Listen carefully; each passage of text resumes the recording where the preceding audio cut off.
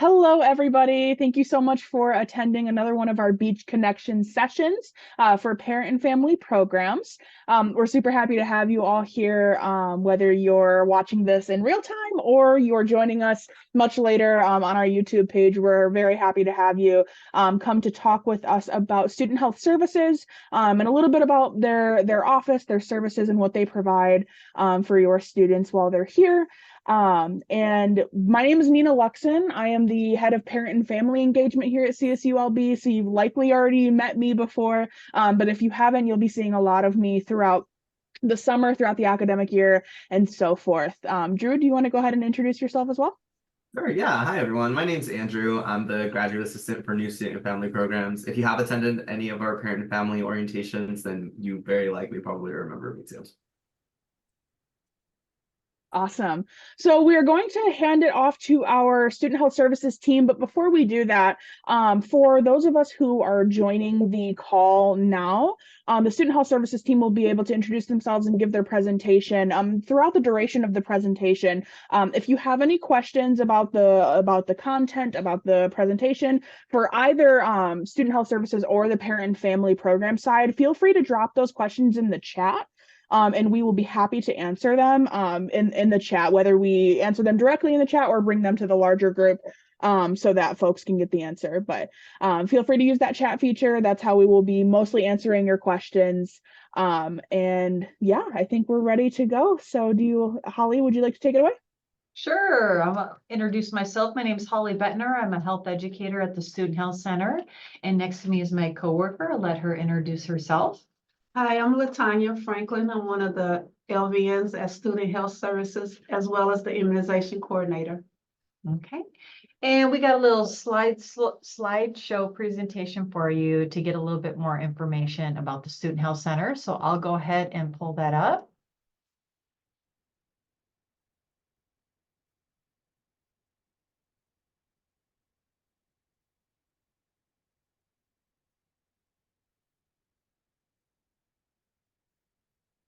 There we go. All right, slide. Whoops. Did not start where I wanted it to. Hold on a moment, please. There we go.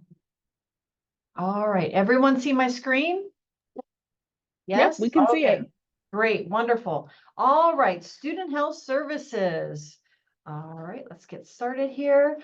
There is a student health services on campus. We are nationally accredited and we are an ambulatory care facility. And that means we have licensed medical personnel here on campus. So we have real doctors and real nurses who have been board certified and they are working here on campus. They are not students who want to become doctors or nurses.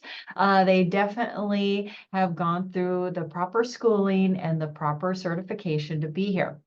So what the Student Health Center offers is, of course, primary care services, acute, obviously. And then we also have a few specialty care services as well, as you can see, is sports medicine, gender affirming care, and of course, reproductive health.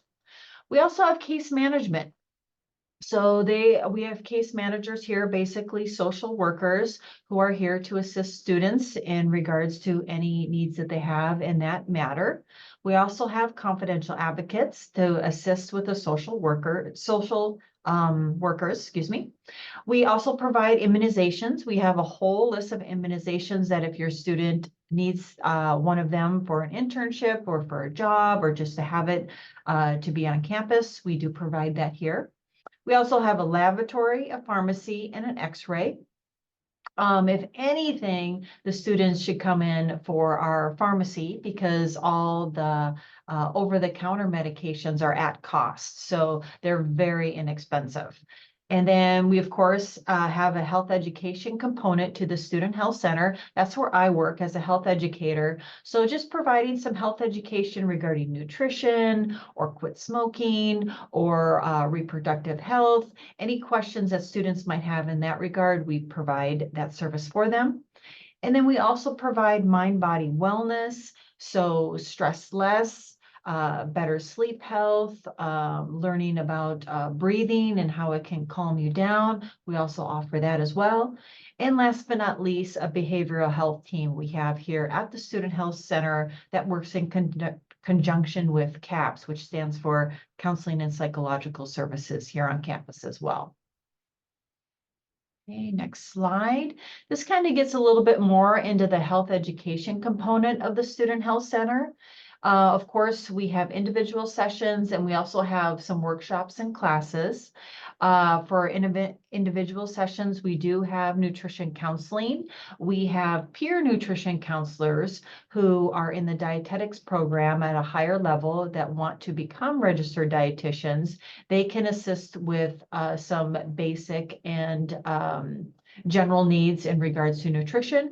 However, we also do have a registered dietitian. Her name is Kia. She is wonderful. So if there's any students that have more complex or advanced concerns regarding their dietary habits, or if there's a medical issue included in that as well, they can definitely meet with Kia.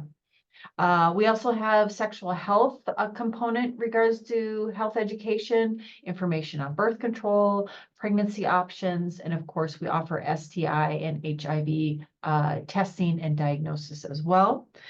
Quit smoking services, and then of course, substance use and abuse counseling as well. And then that kind of carries over into our workshops and classes. We have a wonderful Birth Control 101 workshop. It's only 1 hour long, one-time thing, just to educate anyone regarding information regarding what birth control is out there. We also have a nutrition basics workshop as well. Again, only 1 hour, just a basic overview of nutrition and some healthy places to eat on campus. Again, stress less, sleep health, body positive. This workshop is about a 6 to 8 week workshop that they have. And the time depends on the group that it wants to attend, and basically looks at every week they are looking at how to create more positivity when viewing our bodies and not paying so much attention to social media and what our society has to say regarding different shapes and sizes of the human body.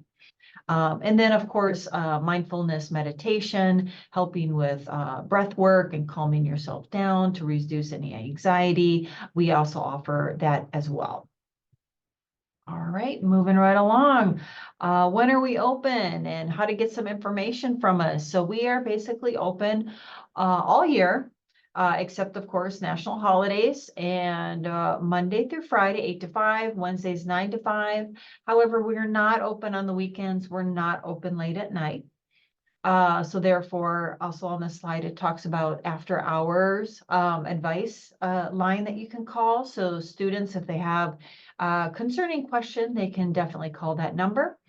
And then, of course, how to get a hold of us or make an appointment. The student can call the number, or we do take walk-ins. So that those are 2 ways that they can make an appointment. Where are we located? On this map that you see here, we are the light blue building with the gold star on top. That's not what we really look like. That's just for the map purposes. And basically, where we are here on campus, Beach Drive and Merriam Way, it's right near the dorms, and the nursing department is a good way to state where we're at.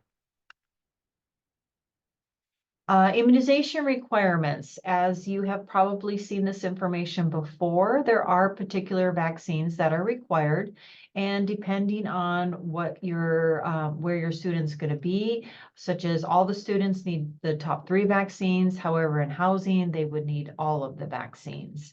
And if you need more information about vaccines, we'll take questions at the end. I do have LaTanya here who can answer more detailed questions regarding any immunizations.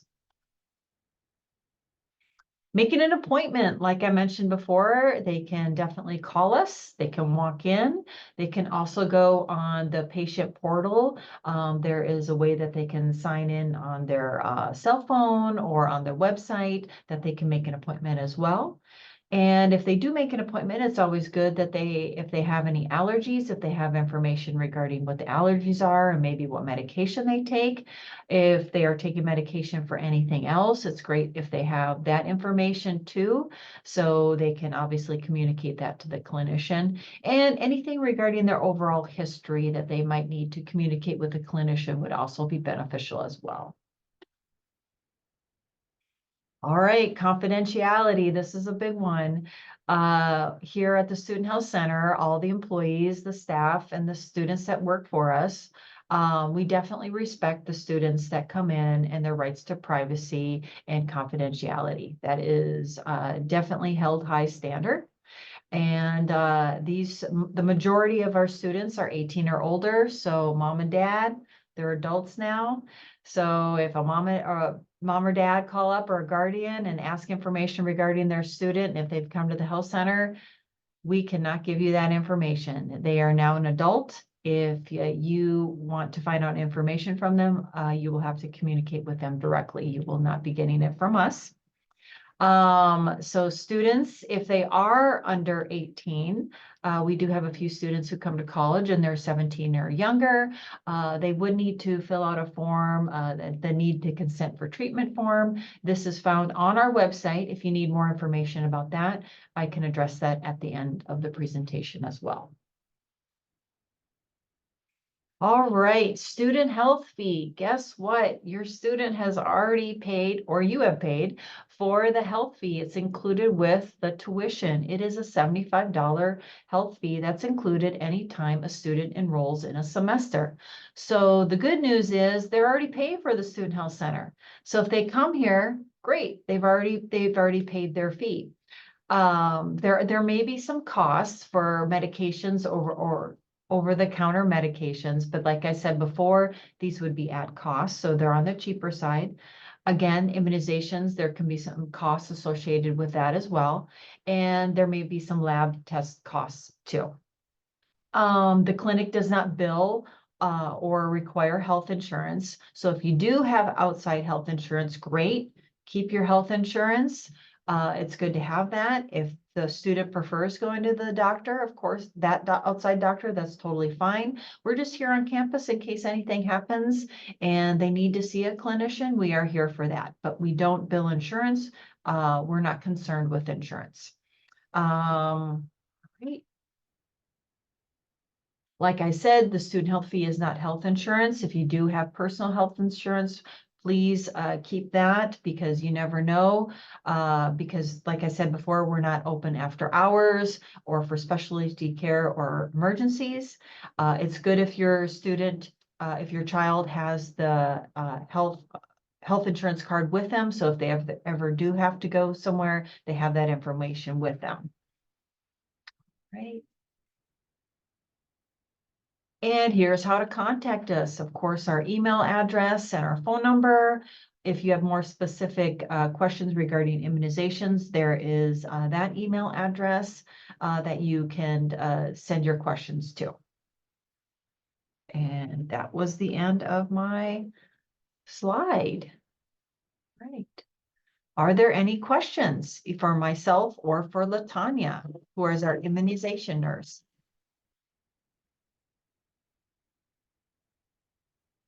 I'm sorry, what? Oh, there's one in the chat. Where can we find the list of vaccinations? Well, I'll turn that over to you. Okay, so the list of vaccinations are located on our website, Student Health Services website, as well as your patient portal. If you have not uploaded your records, you can log into your portal, click on the clearance section, and you will see the list of vaccines that you are required to provide documentation for.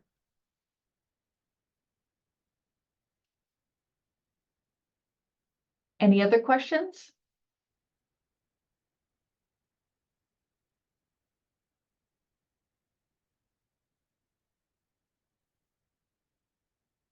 Well, that's wonderful. We did a great job explaining the Student Health Center and immunizations. We have answered all your questions.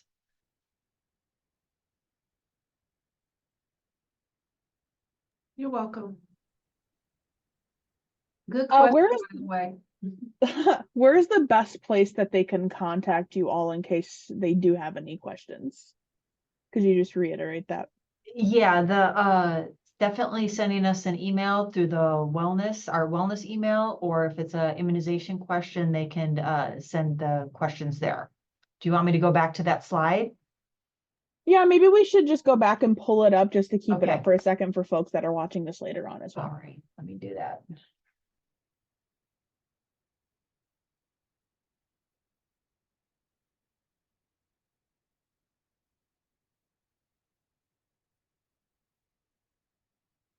Okay, can everyone see that slide?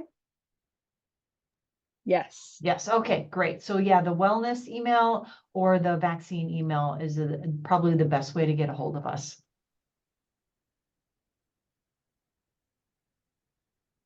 Awesome. Does anybody have any other questions for our health team while they're here?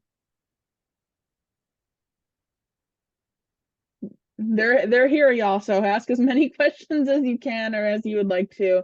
They're here to answer anything that you're wondering.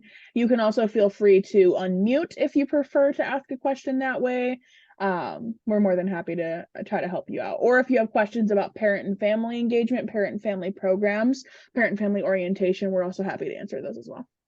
Hi, this is Ingrid. I have a question. Do these immunizations need to be completed by their first day of school, or is there a sort of 2 weeks within start time? What is the deadline for those? And how stringent is it? I'm sorry.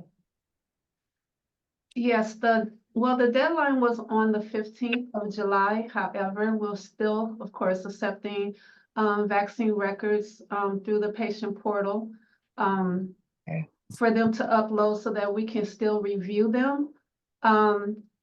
The only vaccine that is required, say, before the start of the semester, which is very important, is at least the first dose of meningitis B vaccine if the student is going to be living in housing. Okay. First dose is required. However, the rest of the vaccines were documentation. We're requesting that you have the student upload them before the start of the fall semester would be great. Okay. Thank you so much. You're welcome. I just wanted to add also the Student Health Services Immunization Requirement is the name of the website to go directly to the list of vaccines and also the price list, and based on your status on campus, if you're housing or athlete or international, it gives you that information. You just click on which status you are and you can see the list of requirements for your specific student status.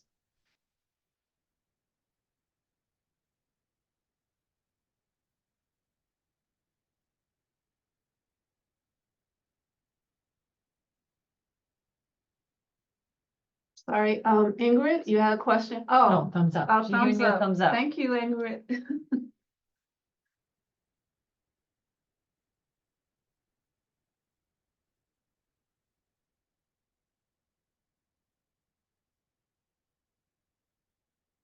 Any other questions from our folks that have joined us today?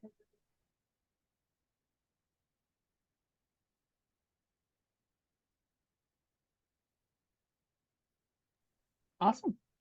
Well, if there are no more questions, then I think we are good to go. Thank you all so much for joining us for another Beach Connection session. We're super grateful to have you all here supporting our virtual engagement. This video, this is being recorded and is going to be put onto our CSULB YouTube page. So if you're interested in accessing this presentation later on as well, you can through the YouTube page. That would be the best way. Otherwise, feel free to contact us at the wellness email or PFO at CSULB, our email address. That's on all of your parent and family engagement information. But otherwise, we are all done here. So thank you all so much for joining us. And we look forward to talking to you soon.